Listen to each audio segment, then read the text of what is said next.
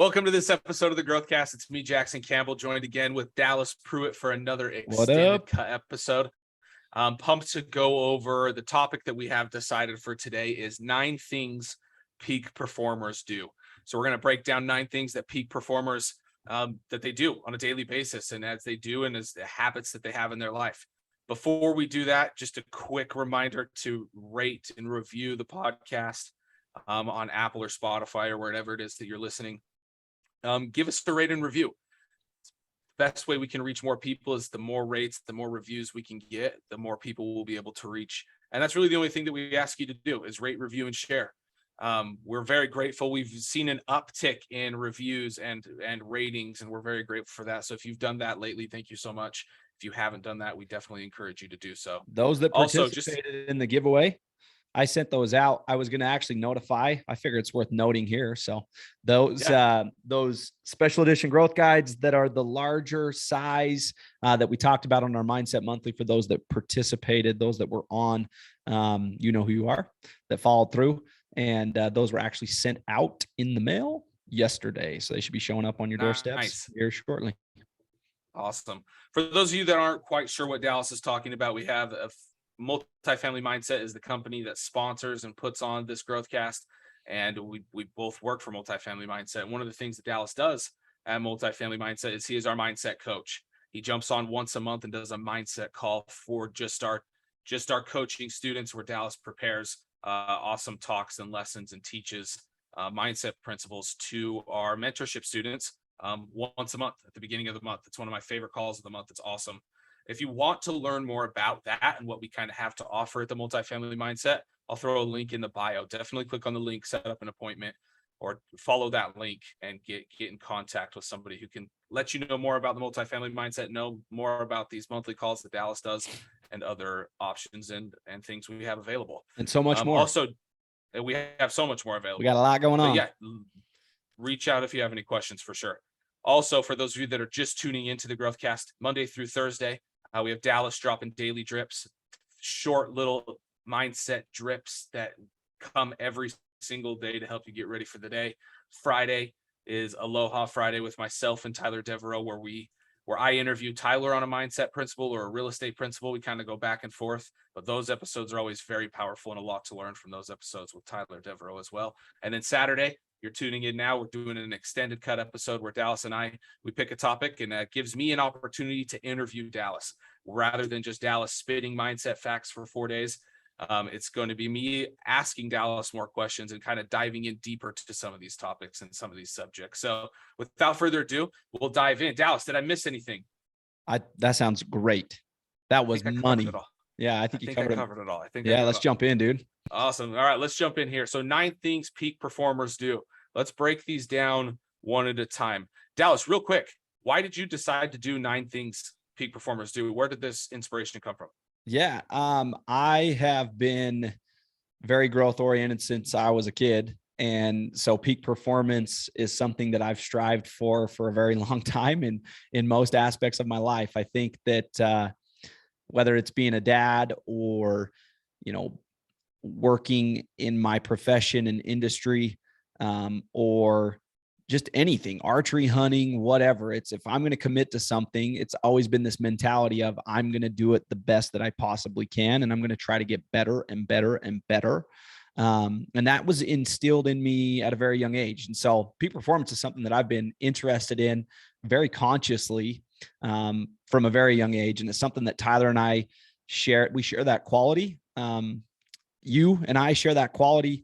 Most people, if not everyone in our network and our community, share that quality. The reason we are here, the reason we're listening and tuning in and taking action and implementing is because we have this drive to just want to be our best.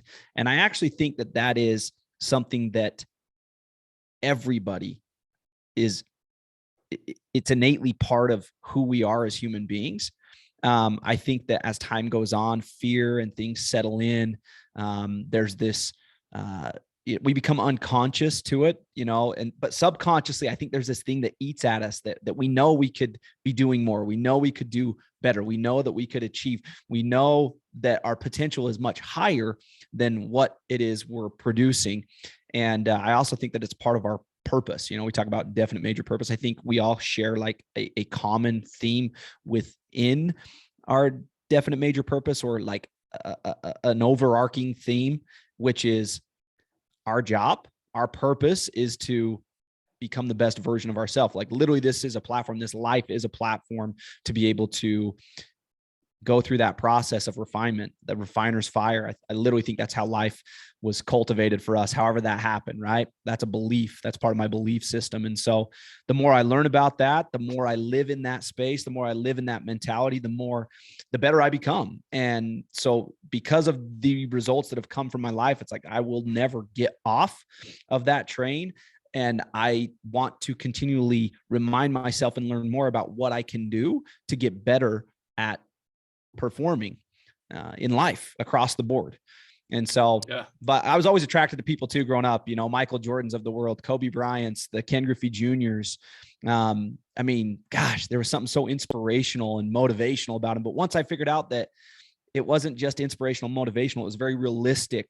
There was a methodology. There was like actual things that I could do to be like them, but be me, not them. Right. So, yeah. No, dude, thank you for breaking that down for me. I just felt inspired to ask you that question for whatever reason, but it's such a good point and so many actionables in what Dallas was just saying, and things that you can apply in your life if you're not. Just that constant intention to strive to do better and to really study it and look at these things and be strategic. Like Dallas is saying, like it's one of the things that Dallas and Tyler and myself are always saying on the Growthcast is that we all picked up from Dallas was growth is strategic. It happens by design. And what Dallas is explaining, there's so many people like the Michael Jordans, the Kobe Bryants, the Ken Griffey Jr.'s that have become the best versions of themselves. But like Dallas and Tyler and myself are always saying, it's strategic. It's strategic and how you can become the best version of yourself. So I'm pumped to dive into these 9 things.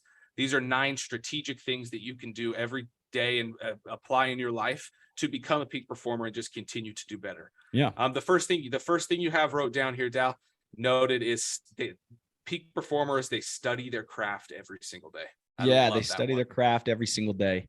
That comes back to what I just ended with, which is I could be like them, but be me. I was never going to be this premier athlete. Like I was a pretty decent athlete, and I think I went through a stage where when I was young, my skill was baseball, but I just knew, I got to know myself. I figured out what my strengths were, and went through that self-discovery. And my crafts were different, helping people, teaching, speaking, being in front of others, relationships, those types of things were my strengths. And so I was going to run down those crafts and studying literally every single day, ever since I found that out about me, what drives me, what I'm good at.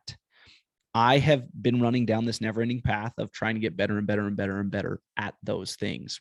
And for you, those things are maybe similar and different, and that's the case for everybody. But every day, literally every single day, is part of your system, as part of a non-negotiable that you've set for yourself. You dedicate strategic time to learning more so that you can go out and do more in those areas. And, for me, it looks one way. It looks like mindset. It looks like psychology. It looks like writing. For others, it looks different. But whatever your craft is, it's not just Monday through Friday. It's literally 7 days a week as an integral part of who you are and what it is you do day in and day out. You dedicate time to study your craft so that you can go out, implement those nuances, those things, and get 1% better every single day at whatever your craft is. That's awesome. It's a really good reminder for me as well. I think for a lot of people, a lot of times, a lot of people get in their craft and they start working and they start doing it and they start doing these things and start working on their business, that they forget that they need to be studying and gaining new knowledge all the time to apply to their business or apply to whatever it is that they're trying to grow. Right. So it's so important that you remember that you do need to study. You do need to continue to gain that knowledge. that you can immediately put into action in your business or whatever it is you're trying to grow. Such a good reminder. Absolutely. Love that one. Okay, on to the next one here. Number 2, spend routine time with other peak performers. I couldn't agree more with this one. This one's awesome. Go ahead, D. As I was writing that, I actually wrote the word routine. I went back and plugged that in because I think some people think about this. This is like a secondary thought. It's like, oh man, I need to go hang with this person. And it's like, no, again, strategic is you shouldn't be making this part of your weekly routine to spend quality time with individuals. It's regular. It happens on a schedule. I think that's a really important factor here. It's not like, oh, that'd be a fun person to connect with, I'm going to go connect with them. Or, I really would like to spend time with that person, I'm going to text them and call them up. No, whoever, cultivate a circle, right? And so for me, you serve that purpose. Tyler serves that purpose. There's other people in my life that serve that purpose, but whoever those people are for you, you need to make sure that they share those same qualities. Right? They're going to rub off on you, their mentalities, their approaches, their perspective, their habits, all of those things, they're going to rub off on you. I don't care how strong or weak you are, like as an individual, you will become a lot like the people you most consistently spend your time with. It's how it works. And so one of the best analogies that Tyler ever used when explaining this that I've heard him use is, if you're sitting in the room and everybody's a certain temperature, right? You're eventually going to match the temperature of everybody in that room. Totally. Does that make sense? So if you work and you surround yourself with high performers, people that are just high level individuals, and their thermostat is cranked all the way up, chances are that you're going to warm up and you're going to meet them on their level, right? So it's such an important thing to do, to really just surround yourself with these people that are going to push you and drive you. And a lot of the times I think, Dal, correct me if I'm wrong, but you should be surrounding yourself with people that are a little bit out of your reach, a little bit. Totally. You know what I mean? You should be taking time to really spend time with those people that are out in front of you, that you're trying to become, that you're trying to be like. Be strategic about spending time with them. I'm very fortunate, like Dallas is saying, I'm very fortunate to have Dallas and Tyler as those individuals for me. And like ever since, I really, not just at work, surrounded myself with them, but also took time to build relationships outside of work with these individuals.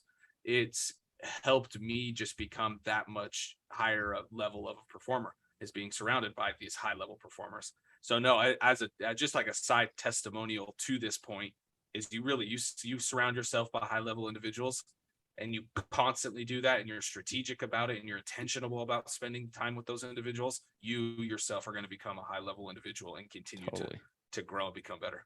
That's why mentorship programs, and I don't mean to, I just want to give a plug here. That is why mentorship programs are so vital. So when you are looking to do something that you've never done before, is because you are surrounded day in and day out with these types of individuals. They're spitting knowledge, they're spitting strategy, information. They are giving you a blueprint. They are guiding you down a path, not just by telling you, but by literally showing you, and reciprocity, like being close to them. It is so vital for your success. Again, especially in a space where you've never quite been to wherever it is you're trying to go.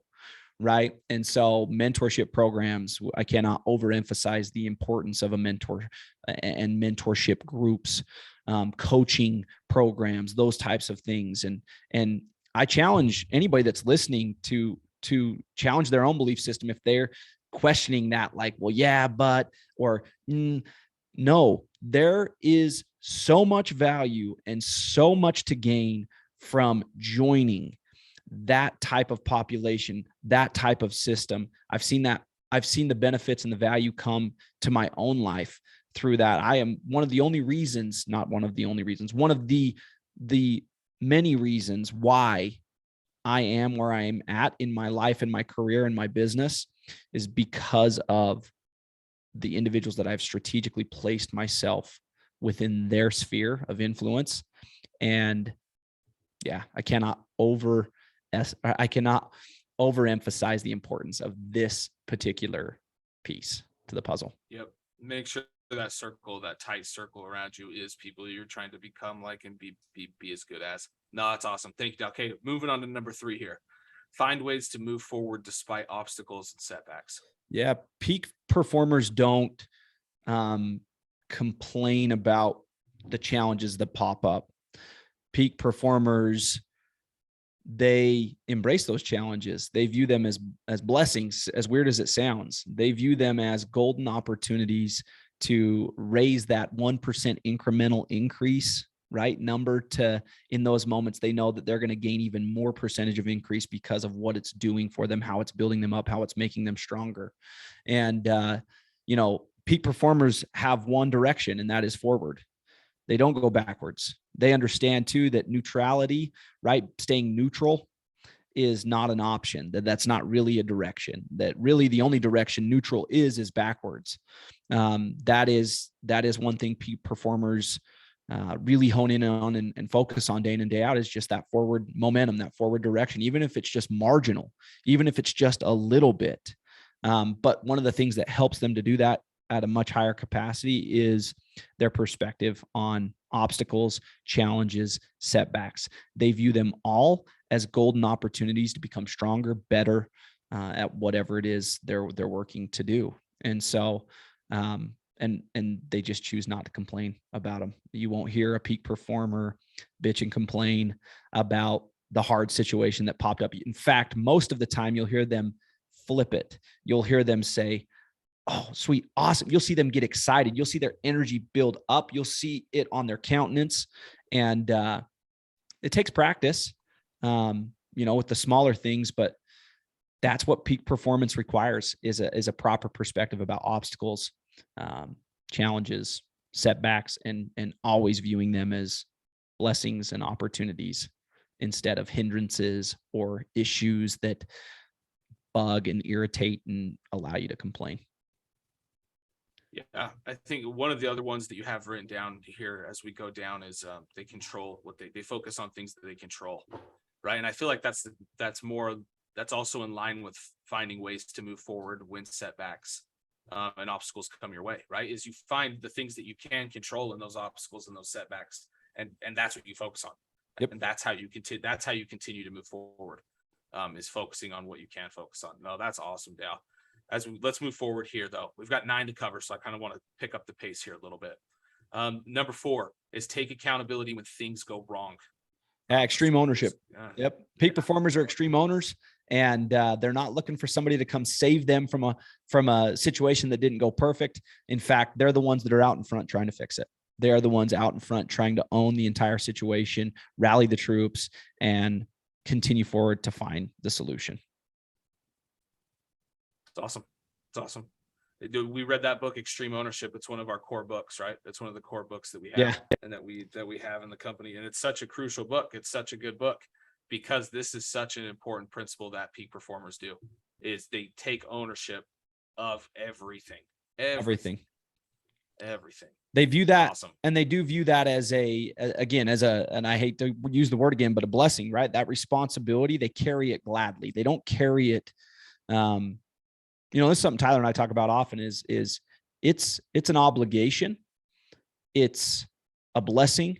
It's not a curse. It's not something to be irritated about. Owning responsibility for the mission, the group, the well-being of the individuals in your care that you've surrounded yourself with, that is a privilege. That is not a hindrance. That is a blessing. That is a positive, not a negative. And they reiterate that story to themselves that's a story they tell themselves every single day. So true. Awesome. Let's move on here. Number 5, show up even when they don't feel great. It's a good one. Yeah. Very important. Peak performers, they go to the gym, even if they don't feel awesome, and they do it because they know that showing up is just half the battle a lot of those days. And so, every day your best is going to feel a little bit different, but they still show up. Peak performers always 100% show up They show up, they don't just go through the motions. They show up and they do their best. And again, that best can differ from day to day, but a peak performer will always strive to give their best regardless of whether they feel awesome or whether they feel great. They focus on behavior, not emotion. And that is crucial for peak performance, is to focus on behavior. I love the saying, you could never feel your way out of feeling like garbage, but you can always behave your way out of feeling like garbage. I love that. And awesome. And it's so true, man. Like if you're feeling like just dog crap, dude, depressed, sad, whatever, the more you focus on those emotions, the worse it's going to get.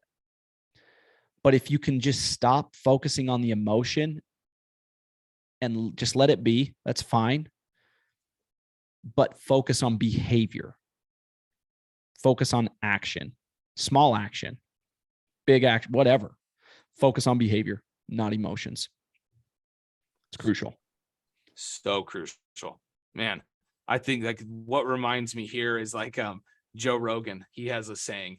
He talks about conquering the inner bitch, meaning those inner emotions, right? And those inner emotions of like things you don't want to do, but you know that you can conquer that by the action that you take. Now, totally. such a valuable point there. Okay, moving on here. Number 6, focus on the things that they can control. We kind of already talked about. We already covered that one. Yep. Yeah, I think really you hit it. I mean, you hit it on the head. Focusing on the things that they control. You can focus on your actions. You can focus on so many things, but the things you can't focus on is the other things people are or aren't doing, the way they approach their tone, problems that have popped up outside of your scope and outside of your control, right? All you can do is control yourself. You can control yourself. You can control your actions. And with practice, you can actually control your emotions in a lot of experiences that you have, most. And so, yeah, laying power there most days, every day, as much as you possibly can, and staying within that scope of work. Man, so good. Okay, moving on here. Number 7, do hard things on purpose. That's a good one. It's definitely something peak performers do. Peak performers, they do hard things on purpose, with purpose. They don't wait for somebody to invite them to do something hard, like a workout in the morning, going for a run, whatever.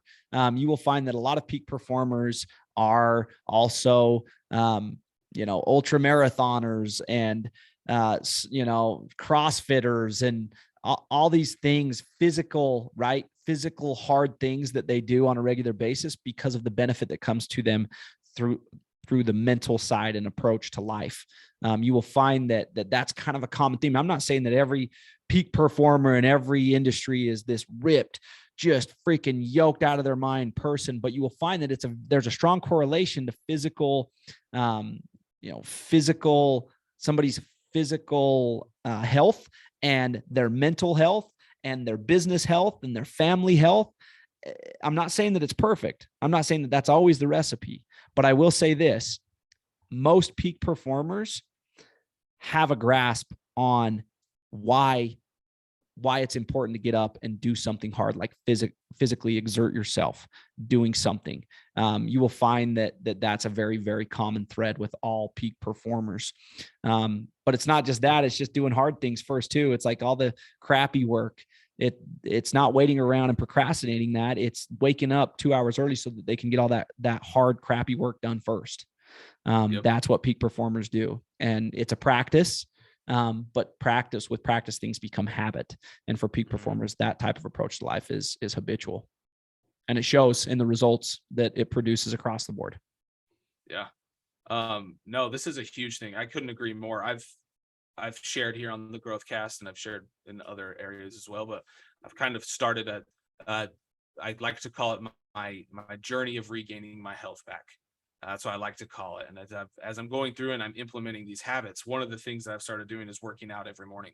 And the days that I work out and the days that I do make it, I'm not perfect at it. Obviously, no one's perfect. I'm doing very well. But those days that I do make it and I do that hard thing at the beginning of the day, it's like all of the other things that I have to do are a lot easier than waking up at 4 a.m. to go to the gym.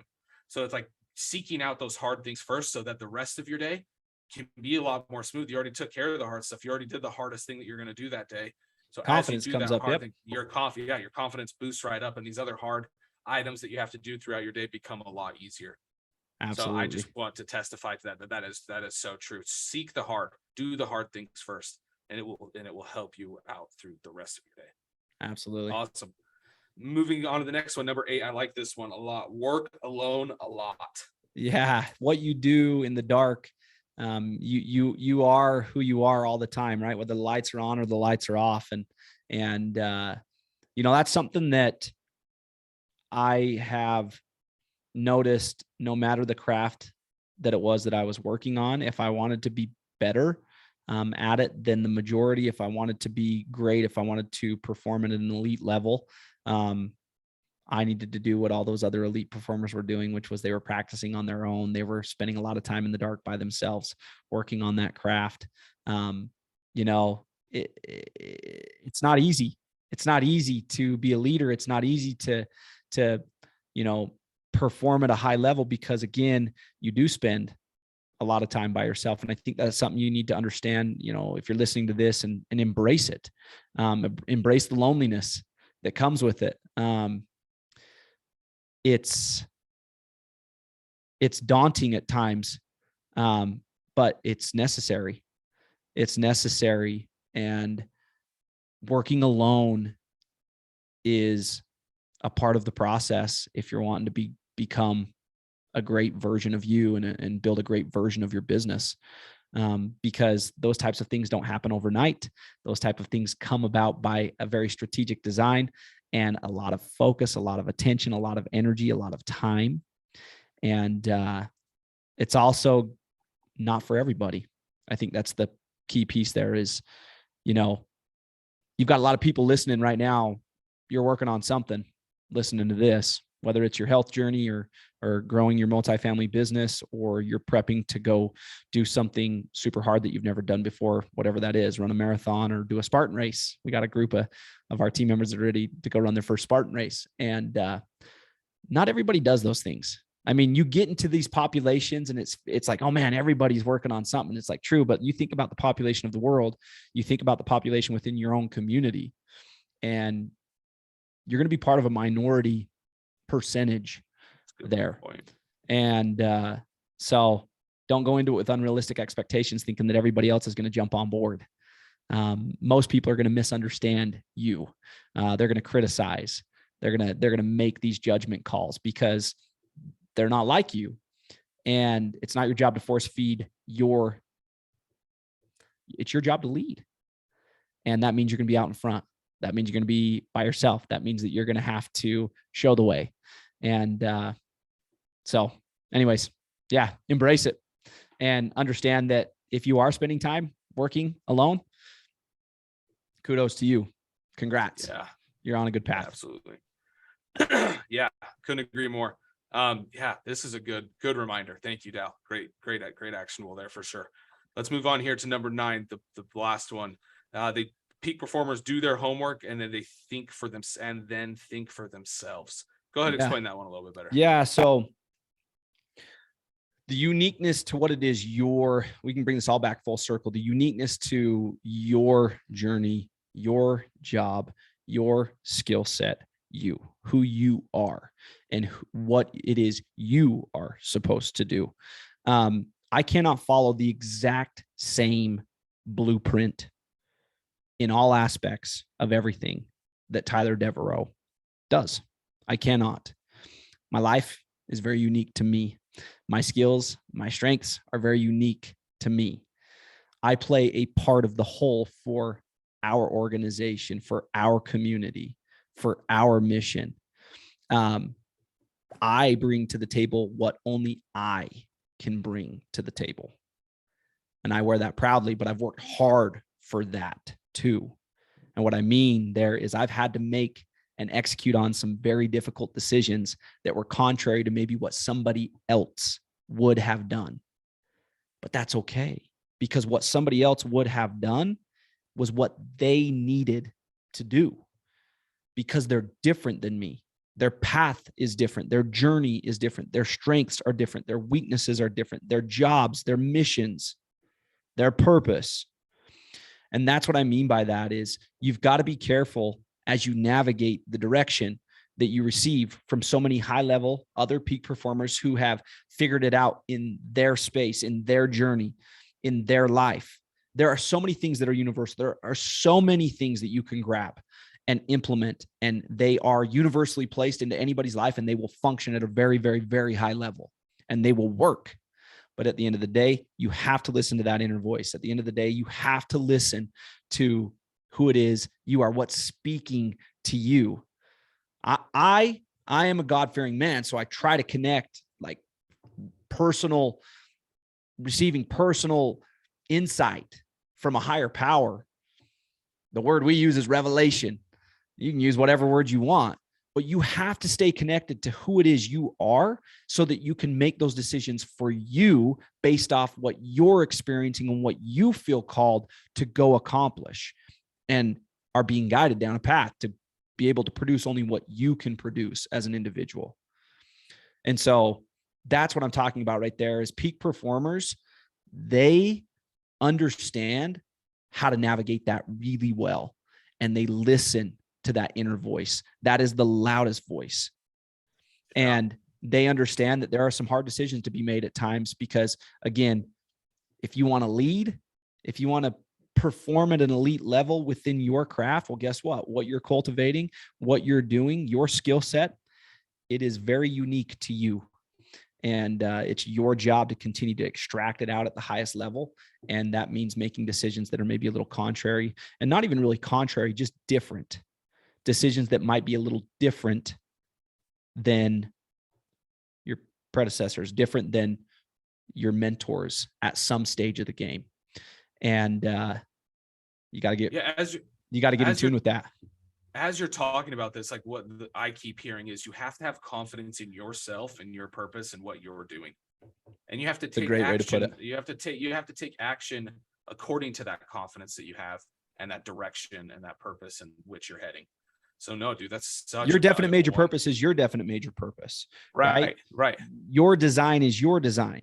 And so, the only person who gets to decide that is ultimately you. You can take bits and pieces from everybody and listen, and you should take bits and pieces. That's kind of how you put the puzzle together. That's how you figure it out. But at the end of the day, what you construct is something that you're constructing, not somebody else is constructing.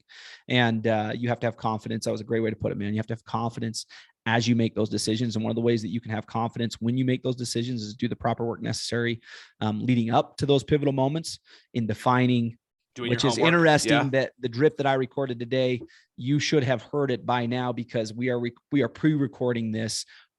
Thursday's drip is all about being definite. And if you need any tools or tricks to the trade on how to do this piece here, go back and listen to that. Awesome. Dallas, you're the man, dude. Just to review here as we wrap up this episode, the 9 things that peak performers do. They study their craft every day. They spend routine time with other peak performers. They find ways to move forward despite obstacles and setbacks. They take accountability when things go wrong. They show up even when they don't feel great or even when they don't want to. They focus on the things they can control. They do hard things on purpose. They work alone and they work a lot. And they do their homework and then think for themselves. Dallas, thank you so much, man. These are 9 fantastic actionables that we can apply in our daily lives and just in everything that we do to become better performers and peak performers. Dallas, is there anything you wanted to add before we wrap up here? Not really, man. I think that as far as peak performance goes and today's extended cut, these are 9. The only thing I'd say is these are 9 of 90. There's other things, right?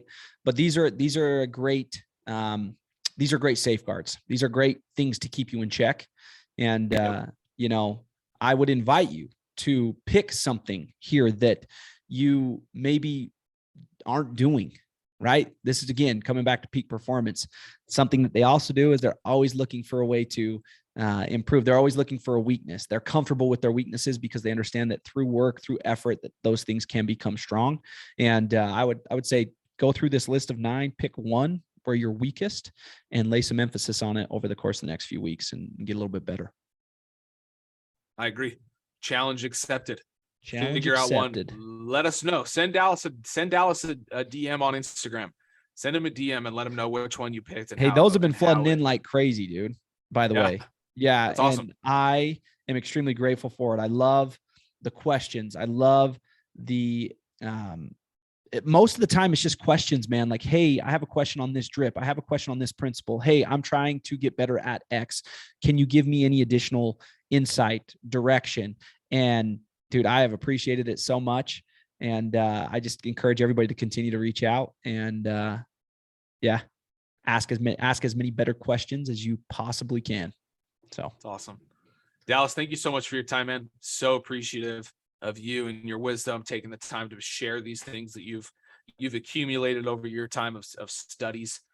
So very appreciative. Thank you so much. Thank you for tuning in, everybody, for tuning in. If you have any questions or if there's anything that we can do for you, please reach out to us at support at the multifamilymindset.com, but growthcast at the multifamilymindset.com. And we'll make sure that we address the questions that you have and that we maybe even do a whole episode on questions and topics that you bring to us. So please do email us with any concerns or questions that you might have. Dallas, thank you so much again for your time. Thank you everybody for tuning in. Please don't forget to rate, review, and subscribe. We're super grateful for you. Have a great rest of your day. Y'all take care.